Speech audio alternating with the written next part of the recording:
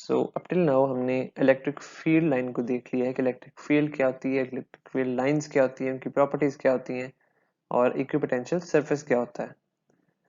सो regarding some more important facts, हम कहते हैं कि इलेक्ट्रिक फील्ड इंटेंसिटी यानी E is the potential gradient, यानी delta V is change in potential and delta R is change in distance, यानी potential gradient है कि हर unit distance के बाद पोटेंशियल कितना इंक्रीज या फिर डिक्रीज कर रहा है।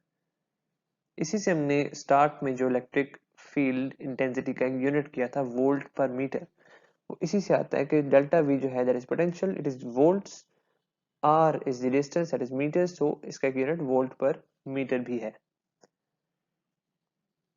So for a point charge it follows the inverse square law। inverse square law का जैसे हम पीछे कूलम्स लॉ में देख चुके हैं, तो उसी फॉर्मूला को अगर हम चार्ज से डिवाइड करते हैं, so E equals to k q और r स्क्वायर, तो R और E के अंदर इनवर्स स्क्वायर रिलेशन फॉलो होता है। यानी अगर हम इलेक्ट्रिक फील्ड और डिस्टेंस का ग्राफ ड्रॉ करें तो इस तरह का ग्राफ बनेगा that shows inverse square law, यानी इनवर्स स्क्वायर रिलेशन। सो पीछे जो हमने बात की है पोटेंशियल ग्रेडियंट वाली, उसी से रिलेटेड एक एमसीक्यू, एक प्रॉब्लम है।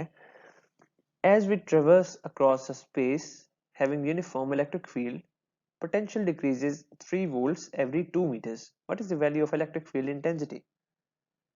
1.5 newtons per coulomb, 3 newtons per coulomb, 6 newtons per coulomb या फिर 2 newtons per coulomb? Correct answer is option A, 1.5 newtons per coulomb. So जैसे कि हमने बात की कि इलेक्ट्रिक फील्ड इंटेंसिटी जो है that is a ratio of change in potential and length.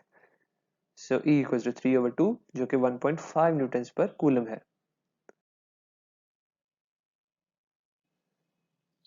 सो अब हम एक कंपैरिजन करेंगे between the electric and gravitational forces. Formula हम देखते हैं कि जो इलेक्ट्रिक फोर्स का फॉर्मूला है that is derive from Coulomb's law, Fe equals to k q1 q2 over r square, जबकि ग्रेविटेशनल फोर्स का फॉर्मूला है that is derived from Newton's law, Fg equals to g m1 m2 over r square.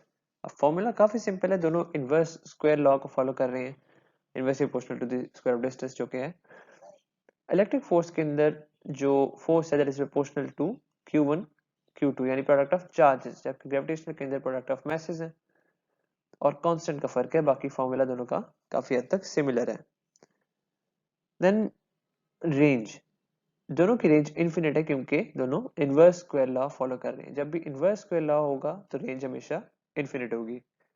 Proportionality constant, यहाँ पे आप जो k की बात करते हैं जो कि इलेक्ट्रिक फोर्स का कांस्टेंट है दैट इज वेरी लार्ज, इसकी वैल्यू जो है that is 9 × 10⁹ newton metre square पर कूलम स्क्वायर, जबकि ग्रेविटेशनल फोर्स का जो कांस्टेंट g है, इसे हम ग्रेविटेशनल कांस्टेंट भी कहते हैं, इसकी वैल्यू बहुत स्मॉल है, छोटी है, इसकी वैल्यू 6.673 ×10⁻11 न्यूटन मीटर स्क्वायर पर kg स्क्वायर है, जो कि रिपीट करने की जरूरत तो नहीं है, बट इतना आपको पता होना चाहिए कि this is very large as this is very small. Then the nature, electric force attractive भी हो सकती है, रिपल्सिव भी हो सकती है, like charges repel, unlike charges attract. Gravitational force is always attractive, यानी हमेशा एक चीज जिसका ग्रेटर मास है वो हमेशा दूसरे को अट्रैक्ट ही करेगी, कभी रिपेल नहीं करेगी। Then dependence, it depends on medium, यानी इलेक्ट्रिक फोर्स के अंदर हमने देखा था कि जब हमने मीडियम चेंज किया था तो उसकी रिलेटिव परमिटिविटी पे डिपेंड कर रही थी फोर्स, जबकि ग्रेविटेशनल फोर्स जो है that is independent of medium, जैसा मर्जी मीडियम हो, it only depends upon message and the distance between the two message. The relative strength जो है इलेक्ट्रिक फोर्स जो है that is very much significant even for very less charges, क्योंकि इसका constant काफी बड़ा है, जबकि gravitational force is very weak, normally जो दो मैसेज हैं हम उनके दरमियान कोई खास ग्रेविटेशनल फोर्स को फील नहीं कर सकते because of very small constant.